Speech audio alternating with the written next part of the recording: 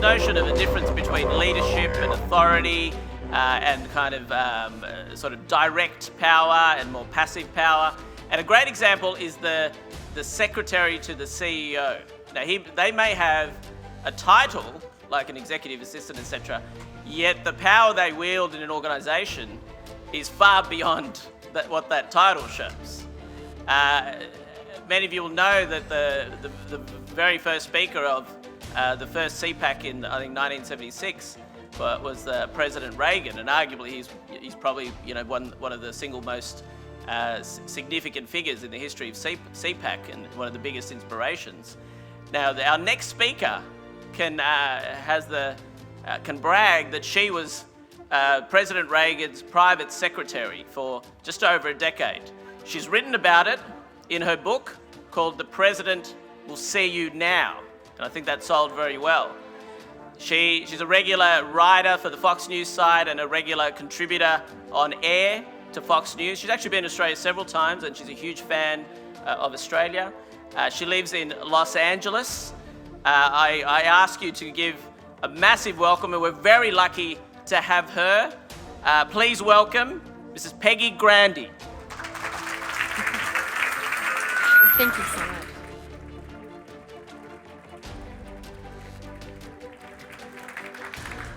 Well, I've enjoyed being here yesterday and listening to all the speeches yesterday and today. What an inspiring day, and it's a little intimidating to try to take the stage after these amazing speakers, and especially knowing that my boss, Ronald Reagan, spoke at the very first CPAC, and so it's an honor to be on the CPAC stage, especially here in Australia. So I do love Australia. I've been here maybe half a dozen or 8 times in the last few years. I believe it's a beautiful land. There's beautiful people here, and we have so much that we share, shared values, shared principles, shared goals. And when you listen to the political scene here compared to the US, there's so much that we have in common, and I think there's a desperation to protect our culture, to protect our right to believe and to live the way we want to live. And I don't know about you, but I feel like that's under attack. And so it's something that it's important for us to join forces. I'm grateful to CPAC for bringing us all together so that we can be a stronger alliance together globally. And I want to say a special thank you to the voters here in Australia who surprised the world with your vote and your election of Scott Morrison. I actually was in Australia when that happened. I wrote about it for Fox News, and there's been some exciting momentum that's happened around the world, whether it was here, whether it was the Brexit vote that Nigel Farage talked about this morning, Benjamin Netanyahu in Israel, Donald Trump, of course, in the US. The elites and the media keep saying that it is not possible. And we, the voters, sometimes the silent majority, keep going to the polls and saying it is possible. So I'm grateful to all of you for inspiring us in America with your vote here. Working for Ronald Reagan, as you can imagine, changed my life forever. I feel a sense of obligation, or maybe just a stewardship, to be a good steward of what he taught me and what I learned from him all of those years. But I believe that all of us have been blessed, and we all should have a sense of obligation and stewardship to pay back to others what we have been blessed with. You know, working for the great communicator, it's a little intimidating to try to step out and find your own voice. And as you know, when you step into a place that is very oppositional to what you're saying, it's even more difficult. Now, I live in Southern California, and as you know, we are the originator of all bad ideas. All political bad ideas start in California. But I write a lot about how we should all be weary about what happens in California and be warned that as goes California, so goes a lot of the nation, and unfortunately, so goes the rest of the world sometimes. So we need to be bold in standing up. California is not an easy place. Writing for Fox News is not an easy place either, and I don't know if you guys ever go to their site, but it's a little intimidating. So you're getting ready to go on air, you're in the green room, and Fox tweets out, coming up in the next segment, all the handles of all the people that are coming. My phone starts blowing up with hate mail. I haven't even been on camera yet. I have not opened my mouth. I have not said one word, and already the hate is pouring in. In my book, if you hate Fox News that much, turn it off. Watch something else. But that is what we are up against, and we should not be naive to what we are facing. More recently, I've launched a global organization called World for Brexit to support the will of the people there in the UK. We stand for two things in particular: free and fair trade. We believe that bilateral trade with the world should come to the UK and not necessarily be strangled by just this European alliance. And also, we should unite behind the philosophical idea that votes do count. And if we allow the will of the people to be ignored there in the UK, it can also happen other places in the world. 17.4 million people voted for Brexit, 52% of the voters, and yet 3 years out, that has not been implemented. If that was happening in Iran or Cuba or Venezuela, we would be outraged. And yet, where's the global outrage over what's happening there in the UK? So I invite you, if you're interested in that issue, worldforbrexit.com, World for Brexit on Twitter is where we are posting information. But the global narrative around Brexit is so negative, as we know. And so we're trying to change that narrative. It wasn't a vote against something, it was a vote for something. It was a vote for sovereignty, for a self-confident people who believe that they're ready to lead and not follow. It's a vote for governance and sovereignty that they should be doing themselves, and they should not have to surrender themselves to unelected bureaucrats in Brussels that they have no recourse against at the ballot box. So I invite you to join us because if the politicians win over the people there in the UK, we know it can happen anywhere. It's one of the longest standing global democracies, and if it can happen there, it can happen anywhere. So we should, again, be warned. California, the UK, we should watch these warning signs. So there's been a lot of talk of policy and politics the past day and a half, which is fantastic, but I want to talk to you a little bit today about character, about the man I worked for and the importance of the person, the messenger, behind the message. In many ways, he inspired our nation, and in many ways, I believe Ronald Reagan also changed the world. So looking backwards a little ways, how does an ordinary girl wind up at the feet of an extraordinary man? I consider myself to be one of the luckiest women in the world. I did have the opportunity of a lifetime to serve Ronald Reagan. I worked as his executive assistant for over 10 years. I sat right outside his office door every day from the time he left office until the time he left the public eye. I never imagined my life would go that way. I was always that nerdy little kid that loved presidents and politics and government, but I came from a very middle-class family of school teachers, and politics, and Washington, D.C. even was thousands of miles away. I never even imagined I'd visit, let alone be able to be a player in that space. My dad taught me to believe something, though. He said, somebody's got to have the job you want, and it might as well be you. I naively believed him, but I took a chance, and when I was in college, I was a communications major. I didn't even study politics because what were the chances of me going into the political arena? So I studied communications, and who would you know was in the White House? The great communicator, Ronald Reagan himself. And of course, he was the convergence of everything I loved. He was a man of faith and character and principle and optimism and belief. And so I followed him so closely, read every speech, wrote every one of my papers on President Reagan until I think my professors finally said, okay, no more Reagan speeches. Write about somebody else. Again, never imagining I would ever meet him.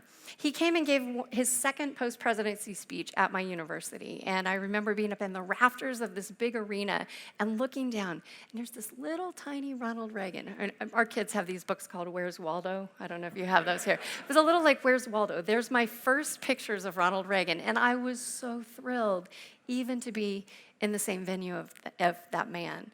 Never imagining just a few months later I would cross paths with him. So taking my dad's words into my mind, I thought, somebody's got to work for Ronald Reagan. Maybe it could be me.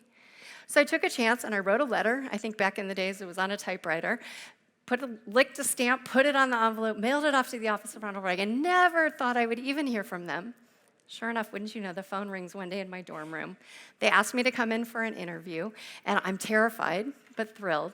And I go into the president's office for a day that would change my life. So I did write a book a couple of years ago about my experiences, and I'm going to read directly from this book. It's a little embarrassing, but it's in print, so I've had to get over it. But have any of you in this room, did anybody meet Ronald Reagan at any point in their life? Okay. Well, you're about to meet him now. So this is what happened. It's a little embarrassing, but we'll get through it together.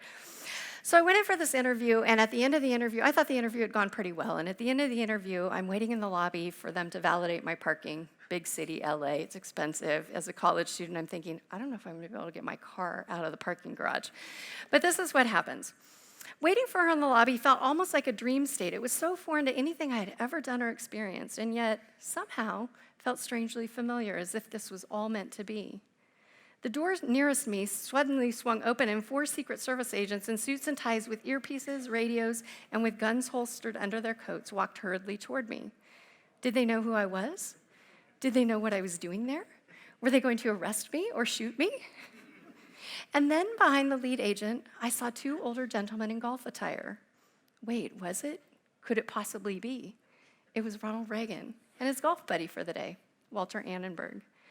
I don't know why in all of my interview prep and planning, it had never occurred to me I might actually meet Ronald Reagan, as if Ronald Reagan would work in the office of Ronald Reagan.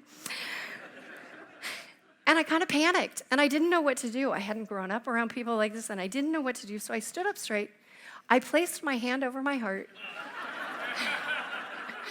not even looking at him, staring nobly and non-threateningly off into space. I'm sure I looked completely ridiculous. But typical Ronald Reagan, instead of walking past me, he walked right toward me. He looked me in the eye, extended his hand. I shook his hand and introduced myself. Well, hello, Peggy. It's nice to meet you, said the 40th President of the United States of America. I'd imagined him as a 10-foot-tall giant. After all, he had been a movie star, a governor, and president of the United States. He had tackled communism head-on, fixed the domestic economy, and solved many of the world's problems. And yet here he was, an ordinary man, just over 6 feet tall. His hair in pictures appeared jet black, but up close I saw touches of gray, evidence of his 78 years. He was ruddy and rosy-cheeked, full of life, happiness, and vitality. His smile was more asymmetrical than I had ever noticed in photographs, and it was perfect in its imperfect way. And those eyes, a wonderful, bright, true blue, carrying so much joy. He was gone as quickly as he appeared, taking all the people, the energy, and the aura of power and importance with him. The office was suddenly eerily still. Selena, the woman who had interviewed me, then walked through the door, grinning ear to ear, having witnessed my ridiculous salute. It's pretty incredible meeting him for the first time, isn't it? You should have warned me, I said, still trembling inside. No, it's much better this way. And though I felt I had horribly embarrassed myself, I had to agree. She then handed me the parking validation stickers and said, I was going to wait until tomorrow to call you and leave you hanging in suspense for at least a day. But we already know that we want you to work with us, so can you start on Monday? Yes, I can.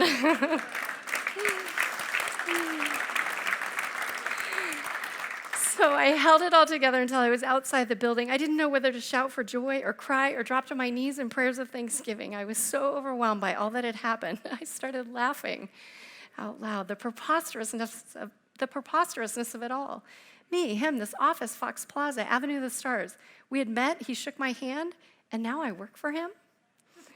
I had no idea what Monday would hold, but I knew with confidence that my life would never be the same after that day, and in fact, it had already changed. So that's a little peek inside the president. We'll see you now. So what I loved about Ronald Reagan from that day on, so I was hired to work as an intern, basically, as a volunteer for 3 months. I thought as I was graduating from college, I graduated from college, they offered me a full-time staff position working for the chief of staff. He's now the publisher of the Washington Post, so you can imagine I learned a few things from him. And then Ronald Reagan's longtime executive assistant he had had since before he was governor retired. And they asked me to take that role. So you don't say no to a job offer like that, although I was 6 months pregnant with my first baby and wasn't quite sure how I was going to work all that out. But President and Mrs. Reagan were wonderful. I actually got married. I had 3 of my 4 children while I was working for President Reagan, and what a wonderful opportunity for me not only to grow up with the president, because I was very young when I started working for him, but for my kids to grow up with him as well. And what I loved about watching Ronald Reagan is, he didn't teach me with his words, even though he was the great communicator. He taught me with his actions. I learned from him by observing just who he was, how he interacted with people, and how he interacted with the world. I guess when I was young, I thought that you had to choose. Am I going to be a strong and successful person, or am I going to be a nice, kind person? And I thought you couldn't have both. And then I met Ronald Reagan, and he was the perfect convergence of both, and I realized you could be strong. Nobody doubted his resolve. He went toe-to-toe with the Soviet Union, and by the way, that wall came down. But he was couched in this beautiful humanity, this person that was kind and charismatic and loving and warm. I guess I also thought that the diplomacy was something for the State Department. You had to have some sort of special degree to do that. But I learned that diplomacy Ronald Reagan's way looked a lot like relationships, not like rhetoric. It was very personal. It wasn't political. And post-presidency, even though people didn't have to come for protocol or diplomatic reasons, they came through his office because they had a relationship with him that they wanted to continue. So post-presidency, people like Gorbachev came, Margaret Thatcher, Mother Teresa, all the presidents, people from all around the world, because they had a relationship with Ronald Reagan that they wanted to keep intact. You know, we picture Ronald Reagan on the world stage, but if you know anything about his life story, he actually came from very humble beginnings. He was born in 1911 in the middle of a snowstorm in the middle of the Great Depression. His family was very poor. His father was an alcoholic. And if you looked at the cards of life he had been dealt, you would have said, this poor kid, he will never have a chance.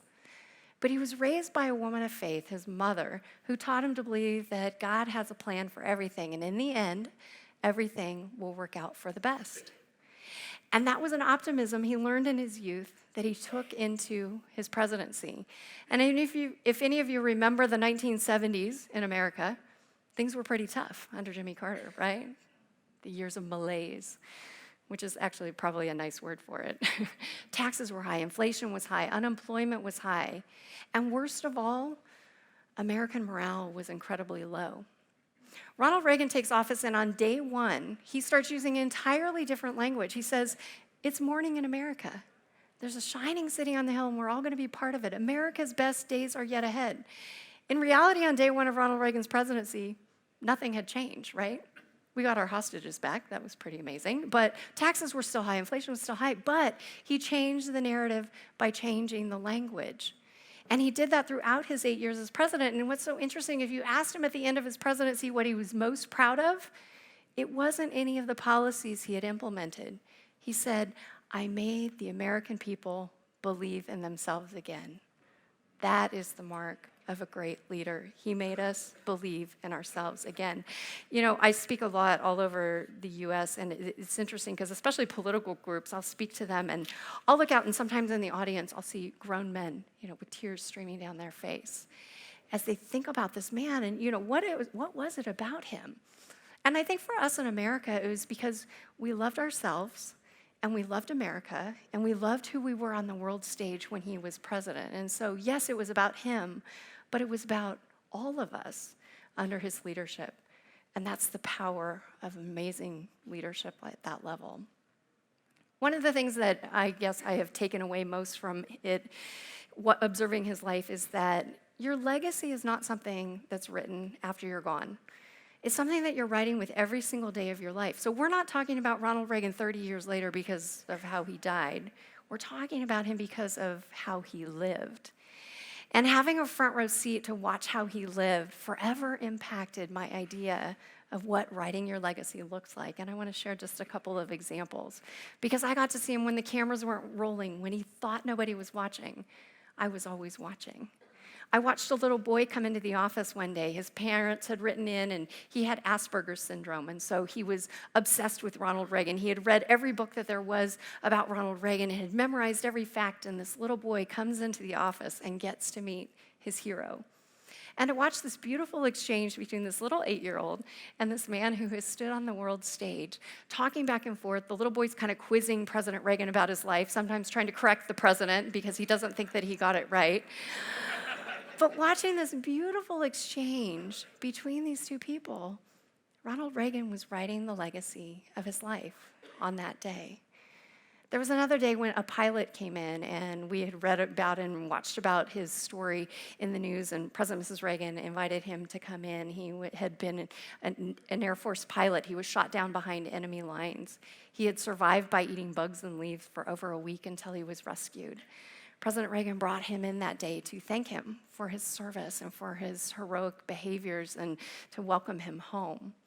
And at the end of that beautiful meeting, this young man in his pilot's gear came and he said to President Reagan, he said, "Mr. President, I know you're no longer the commander-in-chief, but I feel like I would like to salute you. Would that be okay?" And President Reagan said, "I know I'm no longer your commander-in-chief, but I'd like to salute you back, if that's okay." And to watch these two men at the front of President Reagan's desk face each other and salute each other, one with so much of life behind him and one with so much life in front of him, Ronald Reagan was writing the legacy of his life with every single day of his life. Over the course of 10 years, there's one appointment that stands out far beyond any other. I don't know the woman's name. I don't remember the date she came in, but I will never forget the image of this little tiny, very shriveled, hunched over Romanian woman, very elderly, walking into President Reagan's office. She had written to the office and asked for an opportunity to meet him. She walked into President Reagan's office, she took one look at him, and she falls to his feet. And she starts sobbing and kissing his feet. And the president reaches down and brings her to stand, and with tears streaming down her face, looking up at him, she thanks him in her very broken English for freeing her family and her people from oppression. And as I watched this beautiful moment, I thought of all the people around the world, if they had had the chance to meet Ronald Reagan, would have dropped to his feet and thanked him for their freedom. Ronald Reagan was writing the legacy of his life with every single day of his life. Because of who he was, he certainly changed the trajectory of my life, and I believe that what we've learned and observed from him has the power and the capacity to still change lives today. I want to close with one of my favorite quotes from President Reagan, and I think it's especially timely for now. We look at the political arena, and everything is so toxic and so negative and so hate-filled, and no longer can we disagree without being disagreeable. And Ronald Reagan always had a beautiful way of putting things. And in one of his last public speeches, it was the 1992 Republican National Convention in Houston, he said this: "Whatever else history may say about me when I'm gone, I hope it will record that I appealed to your best hopes, not to your worst fears, and to your confidence rather than your doubt." May we be people who go forward in our communities, in our homes, in our families, in all the areas that we impact, and do it with hope and with confidence, with kindness, with civility, and be the example like Ronald Reagan was. We can be strong and successful, but we can also be kind, and we can also change our nation, and in many ways, I'm sure we can inspire and change the world as well. Thank you so much for having me here today.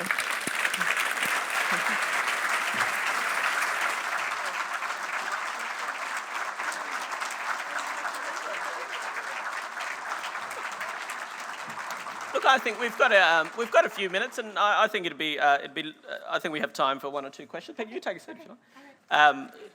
And actually, I'd like to ask a question. I'll start. One thing I think, many of you were thrilled at former Prime Minister Tony Abbott's speech and how well he spoke, and right throughout the years, and I've met him on many occasions and seen him speak. And one of the things that's sometimes said about our former Prime Minister Tony Abbott is how he presented in person and how he spoke at events like this didn't always come through in say, TV setting. It's very interesting you're talking about the 70s. That's really when television was becoming the centerpiece of politics, and many of you will be watching the Netflix Roger Ailes program now, and that really illustrates that too. What I wanted to ask you was there any difference between Ronald Reagan, the TV, the actor, etc., and him in person? Tell us a bit about that. Yeah. He was one of the few people that you probably meet that even if you put him on a pedestal, you met him and you thought, wow, he really is that great. A lot of times you maybe idolize somebody from afar, a movie star, a musician, maybe a politician, and then you meet him and think, a little disappointing. Yeah, there was no disconnect between his private life and his public life, and exactly who you thought and hoped that he was exactly who he was, which was so refreshing to see. Maybe time for a couple of questions, sir. I knew I'd get a Trump question.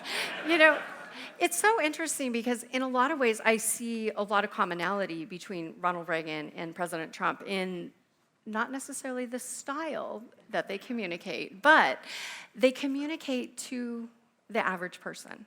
You know, Ronald Reagan always said, never talk above people or beneath people, talk right to people. And Donald Trump does that. And maybe we don't always like the way he does it, but it's very important for him to talk directly to the people. So Ronald Reagan, back in the day, he had weekly radio addresses, and that was his way to communicate with people, to cut through the people who are, you know, the talking heads and just speak directly to the people. And Donald Trump does that, obviously, through Twitter. And I mean, I don't know about you, I would love to follow Ronald Reagan's Twitter account because he was the king of one-liners even back then. But he does his speeches. yes.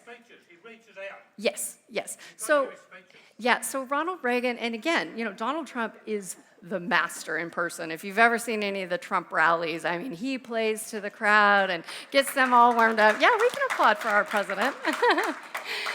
Ronald Reagan had a great gift for that too, and you know, usually I would know exactly about what he was going to say, and we'd have notes that he was going to work from, and I would watch the notes as he was going through, and all of a sudden I would see that he would leave, and there'd be this rabbit trail, some story, some example, and he masterfully would come back right to where he left off and pick up, and nobody ever really knew except that.